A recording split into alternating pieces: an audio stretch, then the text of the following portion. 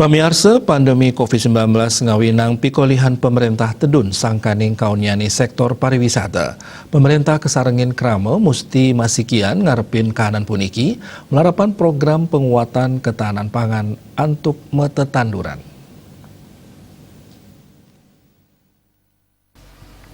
Anggota Komisi 3 DPRD Gianyar Dewa Gede Agung Pasti Kemausang pikayunan untuk metetanduran ring tengah pandemi COVID-19 sampun nangyang manah krama ring pertanian miwah perkebunan.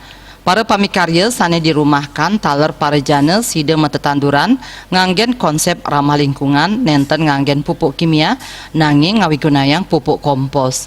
Manut dane puangunan ring Gianyar state nyayubin budaya lokal saha pelestarian pelemahan. Sekadi pengelolaan lu sane rauh mangkin sampun kakelola krama antuk mandiri melarapan nguangun TPS 3R ring Makatah Desa Turpacang Kelanturang ring Desa Sanilianan. Pemargin produksi pemilahan kantos pengolahan lu kiriman saking krama kedadosang pupuk organik utawi kompos tur wantah nyarengang atenge pamikarya santukan uger-uger pewatesan pandemi COVID-19. Ya diasdun asapunika kauningin pengarsan produksi saya nincap majang pupuk organik. Dewa Gede Agung Pastika taler mausang pupuk kompos sida kaanggen oleh krama antuk metetanduran.